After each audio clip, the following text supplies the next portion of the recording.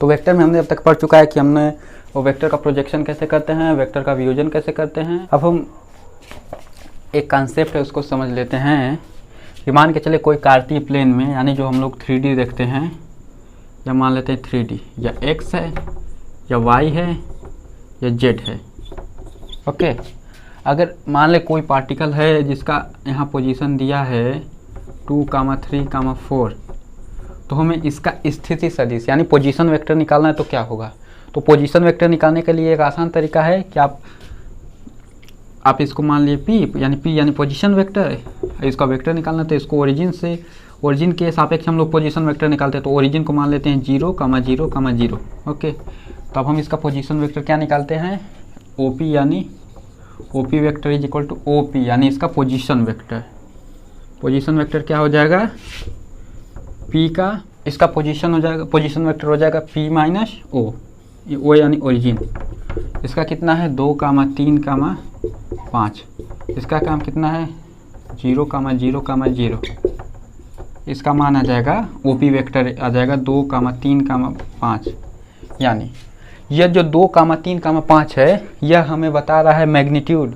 और इन डायरेक्शन को समझना होगा कि हमें कुछ भी नंबर दे दिया हो, 1, 2, 1 या 4, इसका मतलब यह होता है कि x, y, z, यानी इसमें x का मैग्नीट्यूड कितना है 1, y का मैग्नीट्यूड कितना है 1 और z का मैग्नीट्यूड कितना है 4। तो हम इसका पोजीशन वेक्टर निकाल देंगे 2, 3, 5 के रूप में। लेकिन अगर हम इसके पूरा एकदम वेक्टर के रूप में निकालना है, इसमें सिर्फ मैग्नीट्यूड है, डायरेक्शन के रूप में निकालना है, तो हम लोग सिंपली क्या कर देंगे, ये पॉजिटिव x है, पॉजिटिव y है, पॉजिटिव z है, तो हम इसका डायरेक्शन को क्या बोलते हैं, x का डायरेक्शन कितना होगा i कैप, y का कितना होता है j कैप, z का कितना होता है k कैप। यानी ये जो यूनिट वेक्टर हैं, यूनिट वेक्टर का मैग्नीट्यूड 1 होता है। अगर इसका डायरेक्शन तो हमें पता चल जाएगा, मैग्नीट्यूड 1 होता है। अगर इसका गुणा किसी भी संख्या में 1 से गुणा करेंगे तो वही संख्या रहेगी। यानी हम इसको लिख सकते हैं 2i plus 3j plus 5k cap. यानी इसका मतलब यही है जो यह बता रहा है। यह इसका पोजीशन बता रहा था 2, 3, 5, और यह इसका पोजीशन वेक्टर बता रहा है। वेक्टर के लिए हम यहाँ प्लस लगाते हैं। प्लस का मतलब यहाँ जैसे कामा देते हैं ना, तो उसी तरह हम वेक्टर के लिए यहाँ प्लस का सिंबल लगा देते हैं। और यह जो होता है 3, यह मैग्नीट्यूड बता रहा है, और जो प्लस जे है, यहाँ जे नहीं प्लस जे है, जो पॉजिटिव वाई डायरेक्शन को बता रहा है। इसी तरह के कैप है। ओके, और हमने भी प्रक्षेप के बारे में पढ़ा था। प्रक्षेप क्या होता है, मान के चलिए कोई वेक्टर इधर है r, इसको हम किसी डायरेक्शन यानी मान लेते हैं कोई x है, इस x के डायरेक्शन में इसका प्रक्षेप लेना चाहते हैं। तो प्रक्षेप क्या होता है, इस पे परपेंडिकुलर लाइन गिरा देंगे, यह मान लें एंगल है थीटा। तब हम क्या करते हैं, हमें यह डायरेक्शन यह वैल्यू पता करना है, ये जो मॉड्यूलस है इसको पता करना, मैग्नीट्यूड कितना है। तो हम लोग सिंपली क्या करते हैं, r वेक्टर का मैग्नीट्यूड कितना है वो लिख लेंगे। अभी प्रीवियस वीडियो में हमने इसको डिस्कस किया था। और जो एंगल है उसका कॉस लिख लेते हैं, यानी कॉस थीटा। और डायरेक्शन तो हमें पता है x डायरेक्शन में, यानी i कैप। ये आ गया हमारा r वेक्टर का प्रक्षेप x के डायरेक्शन में। ओके, और अगर मान के चलिए, अगर यहाँ मान के चलो 2, 3, 5 दे दिया, तो इसका मतलब ये जो 2 है x का प्रक्षेप, 3 y का प्रक्षेप, 5 z का प्रक्षेप। ओके, मान के चलिए हमें 2 पोजीशन दे दिया, मान ले पोजीशन 1, या दे दिया पोजीशन 1, या दे दिया कोई 2, 3, 4, और दूसरा दे दिया q 4, 3, 6। तो हमें यह पूछ रहा है कि PQ वेक्टर क्या होगा। तो PQ वेक्टर निकालने के लिए हम लोग क्या करेंगे, सिंपली ये हमारा P है, P यानी 2, 3, 4, हमें पहले P वेक्टर बना लेंगे। और Q क्या है, मान लेते हैं Q इधर है कहीं, Q ये P वेक्टर है या Q वेक्टर है। इसका मान कितना 4, 3, 6। ओके, और अब हमें PQ वेक्टर निकालना है। तो PQ वेक्टर क्या हो जाएगा, PQ वेक्टर हो जाएगा, हमें यही ज्ञात करना था। PQ वेक्टर क्या हो जाएगा, PQ वेक्टर हो जाएगा पोजीशन ऑफ Q यानी Q vector minus P vector, यानी इसका पोजीशन वेक्टर में से P का पोजीशन वेक्टर घटा देंगे तो हमारा PQ वेक्टर आ जाएगा। यानी 4, 3, 6 माइनस 2, 3, 4 इसका मान कितना हो जाएगा। और ये जो हमें समझना होगा कि जो कामा पहले है उसको पहले कामा वाले से घटाएंगे। जैसे 4 में से 2 घटाएंगे तो 2, 3 में से 3 घटाएंगे 0, 6 में से 4 घटाएंगे 2, यानी इसका जो पोजीशन वेक्टर आ जाएगा, इसका जो पोजीशन ये जो दिया ये तो कार्तीय तल में है, कार्तीय तल में है, 3D में है, कार्तीय तल में है या 3D में। ये जो 3 दे दिया x y z ये 3D में है, अगर 2 दिया रहता है x y तो कार्तीय तल में होगा। तो या इसका पोजीशन वेक्टर निकालने के लिए हम क्या कर देंगे, इसके डायरेक्शन से मल्टीप्लाई कर देंगे, यानी कितना हो जाएगा 2i कैप प्लस क्यों, क्योंकि हम लोग यहाँ कामा से सेपरेट करते हैं, इसलिए हम लोग यहाँ सामान्य जो कार्तीय प्लेन होता है उसको हम कामा से सेपरेट करते हैं, लेकिन ये जो वेक्टर में होता है उसको हम प्लस से सेपरेट करते हैं या माइनस से सेपरेट करते हैं। माइनस हमें बताता था कि नेगेटिव डायरेक्शन है, प्लस बताता है पॉजिटिव डायरेक्शन है। 2i कैप या प्लस 0 कैप यानी 0 दिया तो 0j cap plus 2k cap, यानी इसका मान हो जाएगा 2i प्लस 2k कैप। यह हमारा आ गया इसका इस पोजीशन वेक्टर यानी यह इसका पोजीशन वेक्टर माइनस इसका पोजीशन वेक्टर। अगर ये इसका एक क्वेश्चन में अगर यह दे दिया हो कि क्या मान लो कोई पार्टिकल का पहला बिंदु है, यहाँ से चल के पार्टिकल इस बिंदु पर आ गया, तो इसका विस्थापन क्या होगा, तो जो विस्थापन होगा यही होगा लास्ट पोजीशन माइनस पहला पोजीशन यानी इनिशियल पोजीशन, अंतिम स्थिति माइनस प्रथम स्थिति। तो हम घटा देंगे, उसके बीच जो आ जाएगा हमारा इतना आया है, तो इसको हम वेक्टर में बदल देंगे तो वह उसका पोजीशन वेक्टर, वह इसका यह वेक्टर हो जाएगा, जो मान के चलते हम पी क्यू वेक्टर है। यानी ये पी क्यू वेक्टर किसको रिप्रेजेंट करेगा, अगर ये पोजीशन है तो पी क्यू वेक्टर इसके विस्थापन को, उसी तरह यह अलग अलग रेफरेंस में अलग अलग शो करता है अपना नेचर, इसलिए इसमें ज़्यादा ध्यान नहीं देना कि यह पी क्यू वेक्टर क्या बताएगा। पी क्यू वेक्टर कुछ भी बता सकता है, वो डिपेंड करता है कि आपने प्रारंभिक स्थिति क्या ली थी। अगर यह पोजीशन है तो विस्थापन को बताएगा, यह मान के चलिए वेलोसिटी है मीटर पर सेकंड में, तो यह उसके वेग परिवर्तन को बताएगा। अब आगे पढ़ते हैं, हम कुछ क्वेश्चन कर लेते हैं।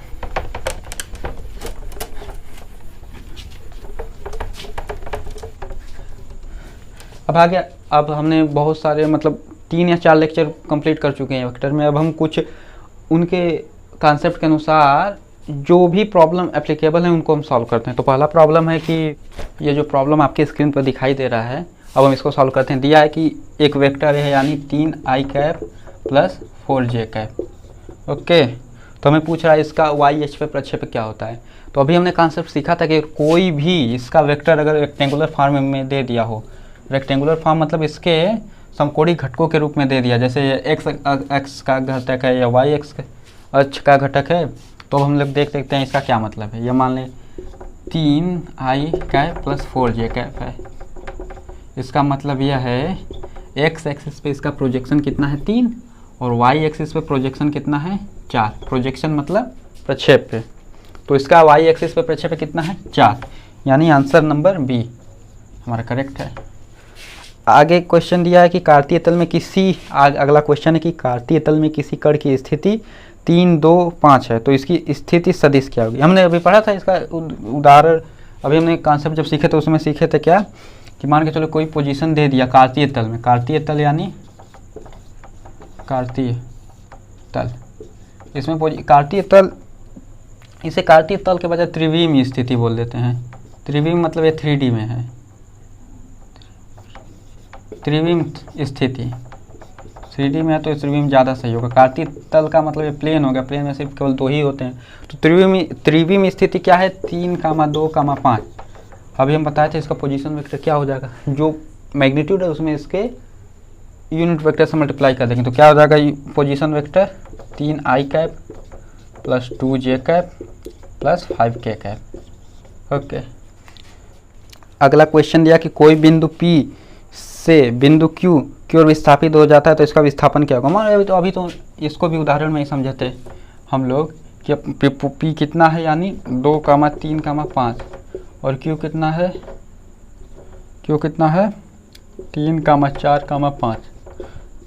यह इसका स्थिति सदिश है या इसका स्थिति सदिश है। स्थिति सदिश है, अगर इनके इसका चेंज देखें, स्थिति सदिश का अंतर क्या होता है विस्थापन, तो विस्थापन क्या आ जाएगा इसका प्रारंभिक अंतिम स्थिति माइनस प्रारंभिक स्थिति कितना आ जाएगा 3, 4, 5। -2, 3, 5।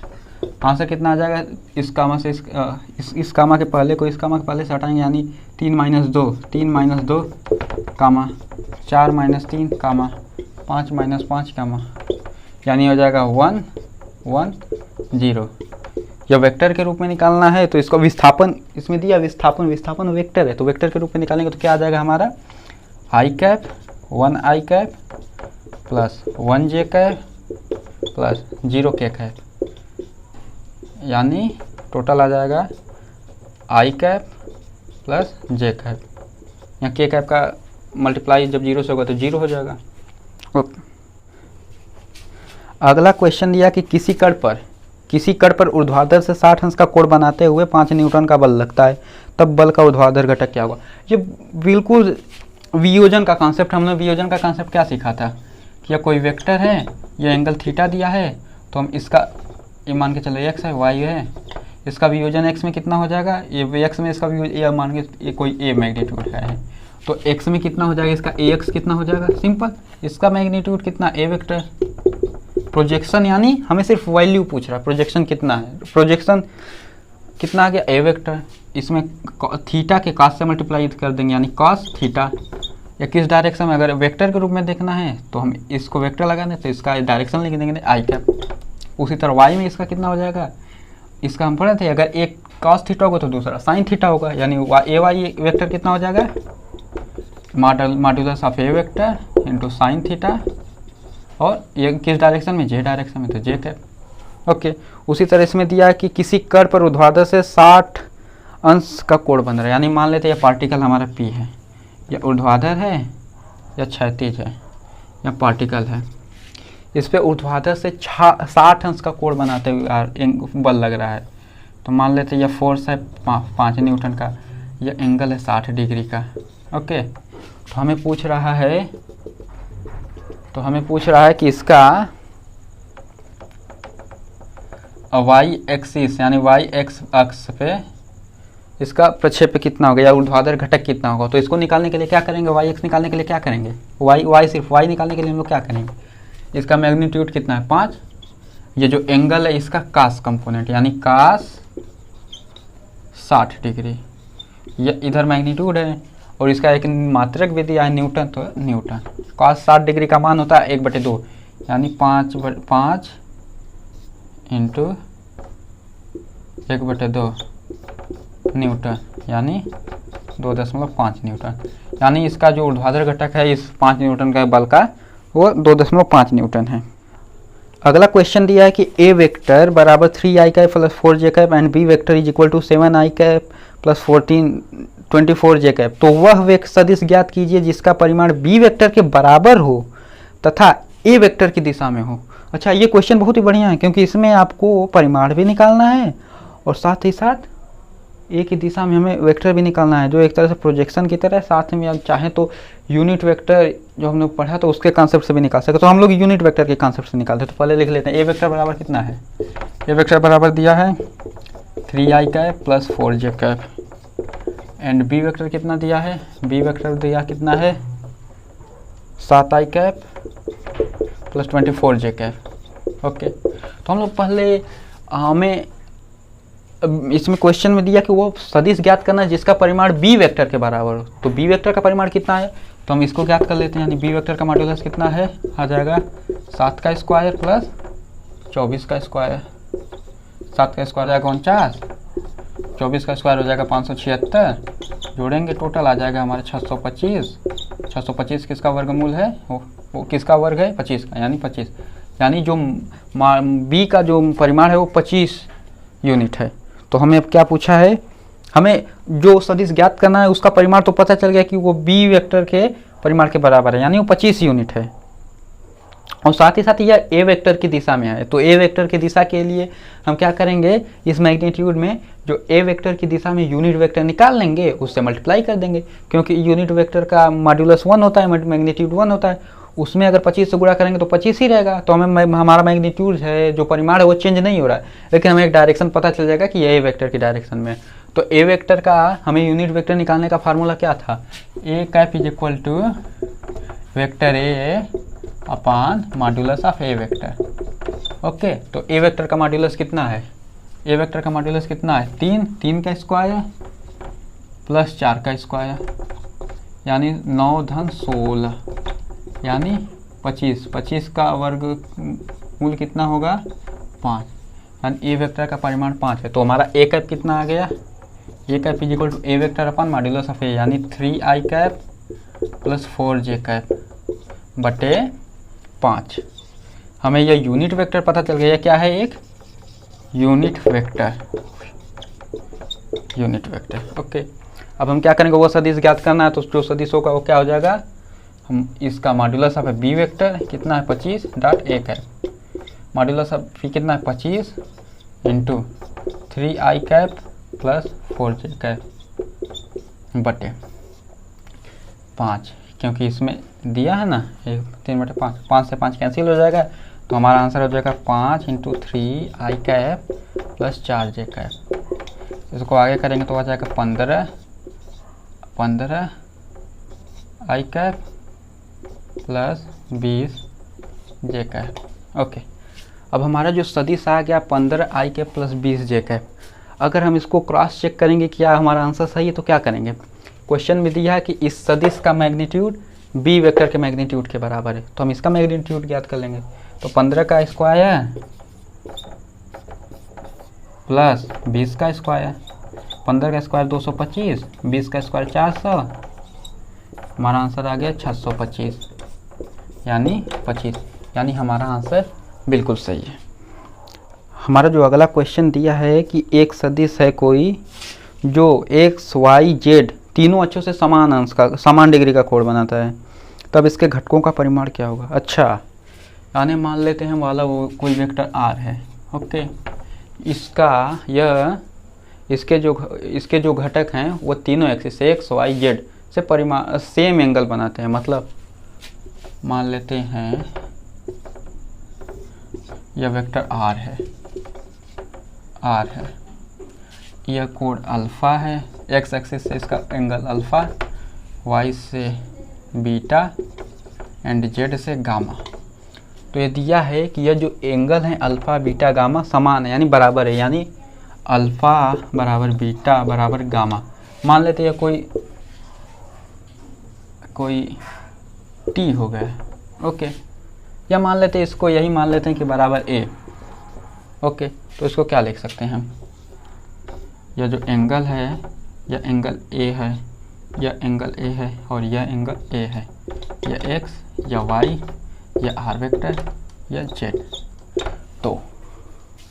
तो हमारा इसका जो घटक होगा वो क्या होगा?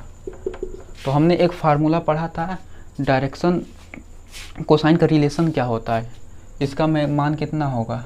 यह cos square alpha plus cos square beta plus cos square gamma is equal to 1।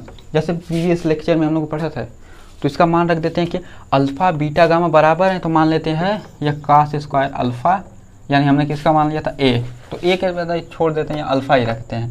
तो cos square alpha plus cos square alpha plus cos square alpha is equal to 1, यानी 3 cos square alpha is equal to 1, यानी cos square alpha is equal to 1/3, यानी cos, अब square alpha है तो दोनों का वर्गमूल कर देंगे, तो cos alpha is equal to 1/3 का रूट, यही मान आ गया। तो मैं पूछ रहा है इसका घटक कितना होगा। यह मान कैसे आएगा? क्योंकि जब 1/3 का हम वर्गमूल करेंगे तो 1 का वर्गमूल 1 ही होगा, 3 का रूट 3 हो जाएगा, तो हमारा मान इतना आ गया।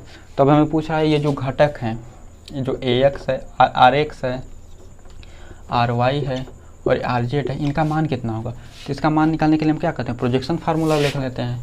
प्रोजेक्शन क्या है हमारा? R के, हमको ये आंसर R के टर्म में लाना है, तो R के टर्म में कितना आएगा हमारा? हमें cos अल्फ़ा का मान पता है कि इसका मान है 1/√3। तो उसी तरह अल्फ़ा बीटा गामा बराबर है, तो तीनों का मान सेम होगा। तो हमने क्या फार्मूला पढ़ा था? cos अल्फ़ा बराबर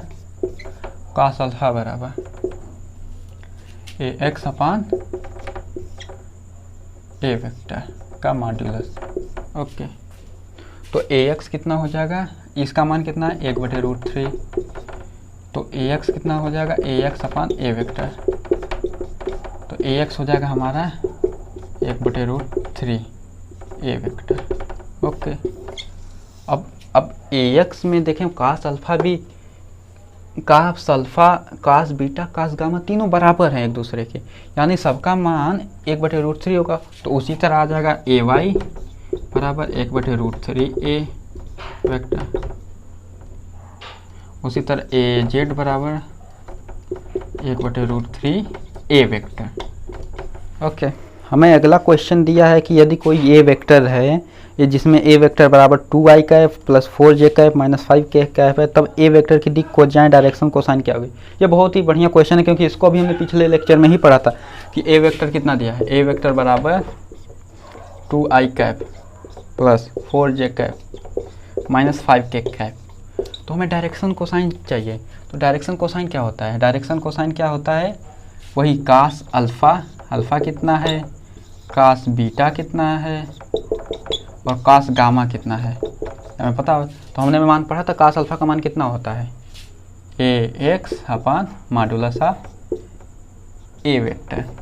कास बीटा का मान कितना होता है, a y upon modulus of a vector. उसी तरह कास गामा का मान कितना होता है, a z vector, a z जो प्रक्षेप है वेक्टर नहीं, इसका मॉडुलस ऑफ ए वेक्टर। तो ए एक्स कितना दिया है, यानी 2, ए एक्स दिया है 2 और ए वेक्टर का मान, ए मॉडुलस ऑफ ए वेक्टर कितना है, तो मॉडुलस ऑफ ए वेक्टर कितना है, तो हम इसका मॉडुलस निकाल लेंगे। तो मॉडुलस ऑफ ए वेक्टर कितना आया है, हम लोग प्रीवियस वीडियो में हमने पढ़ा था कि इसका मॉडुलस निकालने के लिए तीनों का स्क्वायर करके जोड़ देते हैं। ओके, तो 2 का स्क्वायर प्लस 4 का स्क्वायर प्लस 5 का स्क्वायर। यहाँ माइनस बोले, माइनस क्यों नहीं, तो ये तो माइनस तो डायरेक्शन को बता रहा है तो उससे कोई फ़र्क नहीं पड़ता है। तो यह हो जाएगा कितना, 4 प्लस 16 प्लस 25। ओके, 16 4 20 20 45। तो हमारा मान आ जाएगा यह √45। इसको क्या लिख सकते हैं, √45 को हम लोग क्या लिख सकते हैं, 9 गुणे 5 यानी 9 गुणे 5, 9 का वर्गमूल कितना हो जाएगा 3, यानी 3√5। ओके, अब आगे हम निकाल लेते हैं कॉस अल्फ़ा का मान कितना आ जाएगा, ए एक्स बटे मॉडुलस ऑफ ए कितना है 3/√5 और ए कॉस बीटा का मान कितना दिया है 4 और ए वाई दिया है 4, क्योंकि यह तो उसका ए वाई प्रक्षेप है। तो जो वाई के डायरेक्शन में जो प्रक्षेप है कितना है 4 बटे इसका मॉडुलस कितना है 3√5, 4/3 करड़ी में 5। और कॉस गामा का मान कितना हो जाएगा, ये दिया है डायरेक्शन माइनस के कैप, तो माइनस के कैप में इसका डायरेक्शन कितना है -5, क्योंकि कॉस जो डायरेक्शन कोसाइंस होते हैं ये तो हमें एक रेशियो भी या तो एक वैल्यू देते हैं, लेकिन साथ ही साथ ये दिशा भी बताते हैं, दिशा भी इंक्लूड किया है। इसका मतलब है कि ये पॉजिटिव से है, यह भी पॉजिटिव से है, और ये जो -5/√3 ये बता रहा है कि ये नेगेटिव जेड है, यहाँ भी दे रहा है कि नेगेटिव जेड। इसलिए हमें यह इसमें केवल मैग्नीट्यूड है, तो इसका मतलब ये नहीं कि ये डायरेक्शन को नहीं बता रहा है, ये डायरेक्शन को भी बताता है। ओके, हमारा ये आंसर है कि इसका डायरेक्शन कोसाइंस क्या हो गए 2,3√5, 4/3√5, -5/3√5। चाहे तो -5 को इस √5 से कैंसिल कर सकते हैं, लेकिन कोई ज़रूरत नहीं है, नहीं करेंगे तो भी कुछ नहीं होगा। अगला क्वेश्चन दिया था, यह भी एक अभी उदाहरण जो दी अभी जो समझाए थे शुरू में उसी से दे दिया है। अगले क्वेश्चन में दिया है कि दो बिंदुओं 4, -4, 0 तथा -2, -2 के बीच के सदिश का परिमाण क्या होगा। दो बिंदु दे दिया, कितना, पहला बिंदु कितना है यह 4, -4, 0 यह बिंदु है, और दूसरा बिंदु कितना है -2, -2, 0। ओके, इनके बीच का परिमाण ज्ञात करना, तो पहले इन दोनों का अंतर ज्ञात कर लेंगे। अंतिम स्थिति माइनस प्रारंभिक स्थिति, यानी -2, -4 एक कामा -2, ये माइनस करेंगे -4 को तो प्लस हो जाएगा, इसलिए ओके यह एक में आ गया, 0, -0, 0, -0। ओके, इसका मान कितना हो जाएगा -6, इसका मान माइनस प्लस यानी +4 + -2 यानी हो जाएगा 2, इसका माना जाएगा 0। यानी हमें पोजीशन अभी यह वेक्टर, ये इस वेक्टर का परिमाण जो ज्ञात करना, तो यह वेक्टर कुछ भी हो सकता है क्योंकि हमें डायरेक्शन नहीं दिया है कि कौन अंतिम स्थिति है तो कौन प्रारंभिक स्थिति है। तो हमें परिमाण निकालना है तो कुछ भी ले सकते हैं। मान के चलते हैं हम यहाँ से यहाँ चलें, ओके, तो हमारा परिमाण कितना आएगा, हमारा वेक्टर आ जाएगा -6i cap plus 2j cap plus 0k cap, यानी 0k कैप। हमारा परिमाण कितना आएगा, परिमाण निकाल लेंगे। क्या करेंगे, 6 का स्क्वायर प्लस 2 का स्क्वायर प्लस 0 का स्क्वायर, हमारा मान आ जाएगा 36 प्लस 4 यानी 40।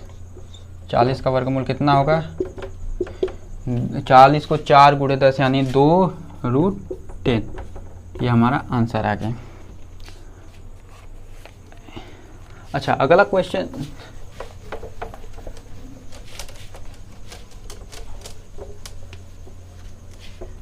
हमारा ये जो अगला क्वेश्चन दिया है कि वेक्टर 1/करड़ी में 2i कैप प्लस 1/1 करड़ी में 2j कैप किस प्रकार का वेक्टर है। ओके, हमारा वेक्टर एक क्या है, ये वेक्टर दिया है 1/√2i cap plus 1/√2j cap. इसको हमें इसका नेचर पता करने के लिए, प्रकृति पता करने के लिए क्या करेंगे, सबसे पहले हम इसका परिमाण ही निकाल लेते हैं क्योंकि वही हमें आसान है। परिमाण कैसे निकालेंगे, 1/√2 का स्क्वायर कर देंगे धन 1/√2 का स्क्वायर कर देंगे। इसका माना जाएगा 1/√2 का स्क्वायर 1/2 धन 1/2, इसका माना जाएगा 1 √1 यानी 1। हमने देखा इसका मैग्नीट्यूड 1 आया, यह मैग्नीट्यूड आ गया हमारा 1। अब जिस वेक्टर का मैग्नीट्यूड 1 होता है वो क्या होता है, हाँ बिल्कुल सही, यूनिट वेक्टर। यूनिट वेक्टर का डेफिनेशन है कि वो वेक्टर जिसका मैग्नीट्यूड 1 हो, यह जो वेक्टर है यह यूनिट वेक्टर है। ओके, अगला क्वेश्चन दे दिया है आपके स्क्रीन पर कि ए वेक्टर, यानी जो ए वेक्टर है यह जो 2i cap plus 3j cap Y X अच्छे से कितना कोड बनाता है, तो पहले हम बना देते हैं। इसका कार्तीय प्लेन पे क्या होगा, यह वेक्टर जो दिया है ए वेक्टर, इसका जो एक्स एक्स पे प्रक्षेप कितना हो जाएगा, जी बिल्कुल सही 2, और वाई एक्स पे 3। और हमें यह एंगल बनाना है कि यह इसका वाई अच्छे से कितना कोण है, वाई अच्छे से कितना कोण है, थीटा। तो ये देखिए यह भी एक ट्राइंगल है, समकोण ट्राइंगल है, यानी 90 अंश वाला ट्राइंगल है ना, मतलब राइट एंगल ट्राइंगल है, समकोण त्रिभुज है। तो हम क्या करेंगे, पहले इस त्रिभुज में देख लेते हैं। यानी ये जो त्रिभुज इस तरह है, यह जो त्रिभुज इस तरह है, यह 90 डिग्री है, इसमें यह लंबाई इसके बराबर है तो कितना है 2, हमें यह थीटा ज्ञात करना है। ओके, यह कितना है 3। तो इसके लिए अगर हम इस ट्राइंगल को घुमा दें तो कितना हो जाएगा, यह इस तरह हो जाएगा, यह हो जाएगा, घुमा देंगे, यह थीटा, यह 3, यह 2। हम इसको एंटी क्लॉकवाइज घुमा देते हैं तो हमारा tan थीटा बराबर क्या हो जाएगा, लंब बटे आधार, यानी tan theta is equal to लंब बटे आधार। लंब का मान कितना है 2, आधार का मान कितना है 3। थीटा बराबर 75 करने तो इनवर्स हो जाएगा, तो थीटा बराबर tan इनवर्स 2/3। ओके, यही हमारा आंसर है, यानी answer number B correct, answer number B हमारा करेक्ट। अब तक हमने कुछ कॉन्सेप्ट पढ़े थे, जैसे वेक्टर को जोड़ते हैं कैसे, घटाते कैसे, और साथ ही साथ वेक्टर के गुणा करने का डेफिनेशन होता है, जो डॉट मल्टीप्लिकेशन है जिसका मान होता है A vector dot B vector का मान कितना होता है, A B cos theta, A vector cross B vector का मान कितना होता है, A B sine theta and N cap. N cap एक यूनिट डायरेक्शन होता है जो हम ज्ञात कर सकते हैं प्रॉब्लम में जो दिया रहेगा। लेकिन हमने अभी गुणा करने का तरीका नहीं सीखा, हमने सिर्फ डेफिनेशन पढ़ा है। तो आगे के जो लेक्चर होंगे वो हम गुणा करेंगे इसमें। तो गुणा करने के लिए हमें सबसे पहले ये जो मैट्रिक्स का नॉलेज होता है, जो गणित में पढ़ते हैं या जो कंप्यूटर साइंस में पढ़ते हैं, उसमें जो रोबोटिक्स पढ़ते हैं। कंप्यूटर साइंस में भी कई डिपार्टमेंट है, जिसमें कई डिपार्टमेंट का मतलब कई एरियाज़ हैं, जिसमें कई फील्ड हैं, जैसे कुछ रोबोटिक्स हुआ, कुछ कोडिंग हुआ, कुछ वेब डेवलपमेंट, उसी तरह एक रोबोटिक्स है उसका एक विभाग। तो उसमें जो पढ़ते हैं रोबोटिक्स में, तो सबसे ज़रूरी चीज़ होता है वह मैट्रिक्स। मैट्रिक्स क्या होता है, इसमें थोड़ा सा हम ब्रीफ नॉलेज अभी ले लेते हैं, बाकी जब वीडियो अगला आएगा तो हम उसके बारे में पूरा डिटेल से पढ़ेंगे एकदम। मैट्रिक्स क्या होता है, उसका मल्टीप्लिकेशन कैसे होता है, क्योंकि अगर हमें मैट्रिक्स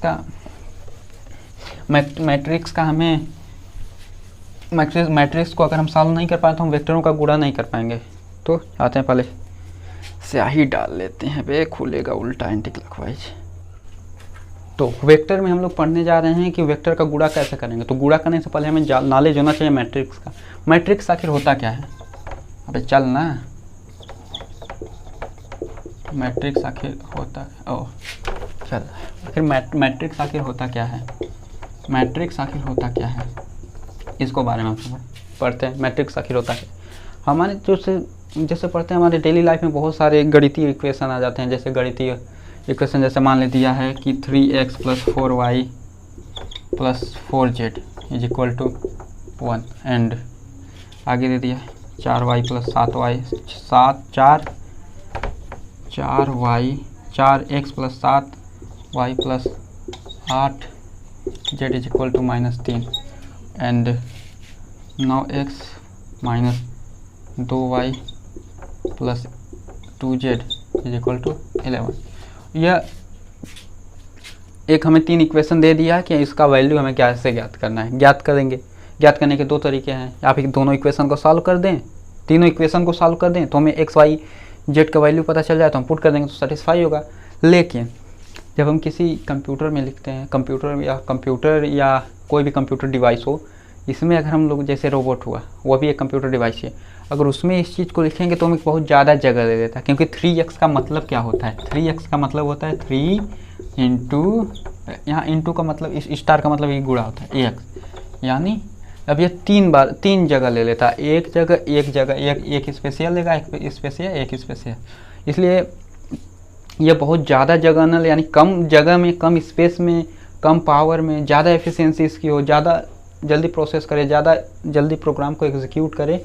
इसलिए हमें एक नए तरीके को अपनाना पड़ा जिसे हम मैट्रिक्स बोलते हैं। मैट्रिक्स में क्या बोलते हैं, मान लेते हैं पहला जो कॉलम है, मैट्रिक्स में होता क्या है, जैसे मैट्रिक्स कुछ इसी तरह होगा, इस तरह होगा मैट्रिक्स, जैसे A11, A12, A13, A21, A22, A23, A33, A32, A33, कुछ इसी तरह होगा ये जो मैट्रिक्स है। और हम जब गुणा करेंगे ना, इसमें जो गुणा करेंगे तो वो स्क्वायर मैट्रिक्स का ही हम लोग इस्तेमाल करेंगे और कोई मैट्रिक्स का इस्तेमाल नहीं करेंगे। तो इसमें A11 क्या है, ये जो, इसको मिटा देते हैं, इस इक्वेशन को नहीं, इसको रन देते हैं। इसमें ये जो पहला इधर से इधर जानी है, जो बाएं से दाएं की तरफ जा रहे हैं उसे हम बोलते हैं रो यानी पंक्ति, और जो ऊपर से नीचे की तरफ आते हैं जैसे A11, A21, A31 उसे हम बोलते हैं कॉलम यानी स्तंभ। इसलिए 2 चीज़ें समझना होगा, पंक्ति क्या होती है, स्तंभ क्या होता है। इस चीज़ों को हम समझ गए कि जो बाएं से दाएं की तरफ जाए उसे हम बोलते हैं रो यानी पंक्ति, जो ऊपर से नीचे की तरफ आए उसे हम बोलते हैं कॉलम यानी स्तंभ। यह चीज़ समझ गए। और हम जो भी देखेंगे स्क्वायर मैट्रिक्स ही देखेंगे, क्यों, जैसे यहाँ 1 2 3, यहाँ भी 1 2 3, यानी एक स्क्वायर बनाते हैं। और इसका जो नेमिंग कैसे कर रहे हैं हम लोग, पहले हम रो को लिखते हैं, रो को हम पहले लिखते हैं, रो को रिप्रेजेंट करते हैं I से, और उसके बाद हम कॉलम को लिखते हैं तो उसको हम करते हैं J से। यानी हम इसको शॉर्ट में सिंपली रिप्रेजेंट कर सकते हैं AIJ, यानी ये कोई भाग है। जैसे हमें दे दिया क्वेश्चन में कि A31 का मान क्या है, तो A31 का मतलब क्या है, A जो है एलिमेंट है या जो इसमें कोई नंबर है, ये क्या है, ये तीसरे रो में पहला कॉलम, तीसरा रो पहला, दूसरा तीसरा रो और पहला कॉलम, यानी ये है, यही ये एलिमेंट है। ओके, हमें समझ गए कि कॉलम क्या होता है। ज़्यादा नहीं पढ़ते हैं, ज़्यादा नहीं समझते हैं इसके बारे में, क्योंकि अगले वीडियो में हम आराम से पढ़ेंगे। तो हम लोग क्या करते हैं ना, ये मैट्रिक्स तो हम लोग समझ गए ना कि मैट्रिक्स का फोटो कैसा होता है, मैट्रिक्स आखिर दिखता कैसा है गणित में या फिजिक्स में, जो हम लोग सॉल्व करेंगे। तो हम लोग समझ गए कि इसी तरह आएगा कुछ, या यह भी हो सकता है, यह A11, A12, A21, A22, यह 2 का भी हो सकता है, या 3 का होगा। आपको 3 से ज़्यादा नहीं होगा, आपको 3 से ज़्यादा नहीं पढ़ना है। ओके, यह समझना होगा कि आपको 3 से ज़्यादा नहीं पढ़ना है, लिमिटेशन है, आपको बहुत आराम रहेगा 3 तक। 3 से ज़्यादा करेंगे तो बहुत ही साला, वो 3 से ज़्यादा पढ़ेंगे तो बहुत ही सर दर्द कर सकता है आपको, क्योंकि वो इतना कॉम्प्लिकेटेड है, इतना गुणा का कितनी बार आपको इस तरह मल्टीप्लाई करके निकालना पड़ेगा, तब जाके निकलेगा एक 4x4 का मैट्रिक्स। ओके, 4x4 का मतलब यह 3x3 का, यानी 3 रो 3 कॉलम, 4x4 का मतलब 4 रो 4 कॉलम, वो ज़्यादा कॉम्प्लिकेटेड हो जाता है। इसलिए हमें वही क्वेश्चन करना है जो आसान हो। और ये जो मैट्रिक्स हम लोगों के सिलेबस में रहेगा जो फिजिक्स में, वो 3x3 का ही रहेगा, यानी 3x3, इसे आर्डर भी बोलते हैं। यहाँ कितने एलिमेंट हैं, अगर टोटल एलिमेंट को हम जोड़ दें तो आर्डर हो जाता है। तो कितने एलिमेंट हैं, 1 2 3 4 5 6 7 8 9। ये जो मैट्रिक्स है हमारे किस आर्डर का है, 3 × 3 यानी 9 आ जाएगा ना। 3 × 3 कॉलम की रो की संख्या को कॉलम की संख्या से गुणा करेंगे तो हमारा आर्डर आ जाएगा। ओके, अब हम समझ गए आर्डर क्या है, पंक्ति क्या है, कॉलम क्या है, और मैट्रिक्स का फोटो कैसा है। अब इसका उपयोग कैसे होता है, इस कंप्यूटर में या रोबोटिक्स में कैसे इस्तेमाल होता है। ये जो इक्वेशन दिया है ना, ये इक्वेशन 3x + 4y + 4z = 1, इसमें दे दिया कितना, 3 इसका लेगा, 1 इसका, 4 3 7 1 8 8 3 10 8 3 11 11 1 12 1 13, ये 13 स्थान ले लेगा। और जब हम इसको मैट्रिक्स के रूप में लिखेंगे तो क्या लिख देंगे, हम मान लेते हैं ऊपर x है, नीचे ऊपर x y z और नीचे रिजल्ट है, माने r मान लेते हैं, रिजल्ट को r से। तो इसका मैट्रिक्स क्या हो जाएगा हमारा, 3 4 4 4 7 8। इसका रिजल्ट कितना है, 1 - 3 9 1 यानी 9 -2y -2 2z यानी 2। यह मैट्रिक्स हो गया हमारा और ये रिजल्ट हो गया। यह हमारा मैट्रिक्स को या रिजल्ट हो। जो मैट्रिक्स अब कम जगह लिया तो ज़्यादा स्पेस नहीं लेगा, तो पावर भी कम कंजप्शन, उसका पावर कंजप्शन भी कम होगा, पावर कंजप्शन कम होगा तो एफिशिएंसी ज़्यादा होगी। इसलिए मैट्रिक्स जो है रोबोटिक्स के लिए एक हार्ट की तरह काम करता है। जब तक आप मैट्रिक्स नहीं सॉल्व कर सकते आप रोबोटिक्स में कुछ नहीं कर सकते। इसलिए रोबोटिक्स में मैट्रिक्स सॉल्व करना बहुत ज़रूरी है। इसलिए और फिजिक्स में आप वेक्टर का जब मल्टीप्लिकेशन करेंगे तो भी मैट्रिक्स को सॉल्व करना जरूरी है। इसलिए मैंने बता दिया है, इसलिए ताकि मैट्रिक्स को आप सीरियसली मतलब हल्के में ना लें, क्योंकि यह अगर भूल गए तो आप मैट्रिक्स वेक्टर का कभी भी गुणा नहीं कर सकते। गुणा नहीं कर सकते तो आपका मतलब जो ज़रूरी चीज़ है वेक्टर का वही नहीं समझ में आएगा। इसलिए इसको बहुत ज़रूरी है इसको समझना। ओके,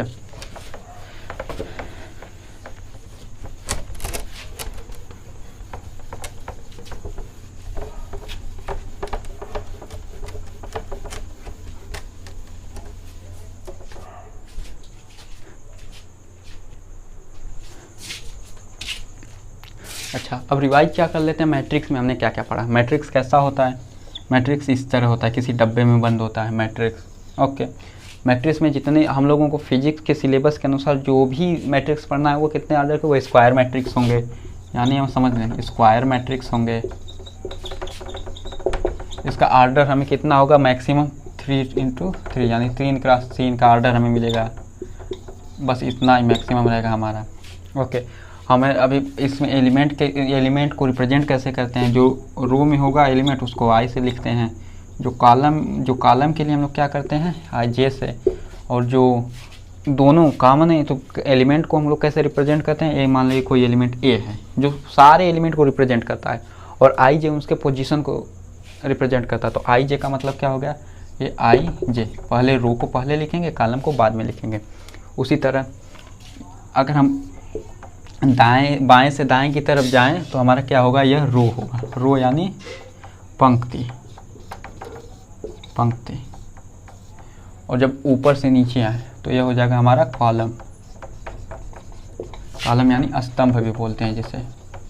ओके, और इसमें एलिमेंट को दिखाते कैसे, मान लेते जो पहले एलिमेंट है तो पहला रो को लिखते हैं, उसके बाद कॉलम, यानी पहले रो का पहला और पहले कॉलम का तो पहला, यानी पहले कॉलम का तो एक, पहले रो का तो एक।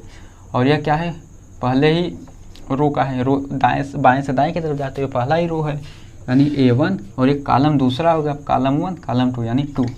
उसी तरह यह कितना आएगा, जी बिल्कुल सही, 1, 3। अब क्या होगा दूसरे के लिए, ये रो तो कॉलम तो इसका पहला ही है, लेकिन रो क्या है, पहला रो इधर आ गया, दूसरा रो इधर आ गया, यानी ये दूसरा रो है, पहला कॉलम। यह कितना आएगा, उसी तरह यह आ जाएगा दूसरा रो दूसरा कॉलम। यह कितना आ जाएगा, दूसरा रो तीसरा कॉलम। अब ये कितना आ जाएगा, तीसरा रो पहला कॉलम, तीसरा रो दूसरा कॉलम, तीसरा रो तीसरा कॉलम। ओके, हमें पता चल गया है वेक्टर कैसे होते हैं। ओके, बस अब आगे वेक्टर के बारे में अब आगे जो भी हमें जो डिटेल जानना है वो हम अगले वीडियो में पढ़ेंगे। ओके, धन्यवाद।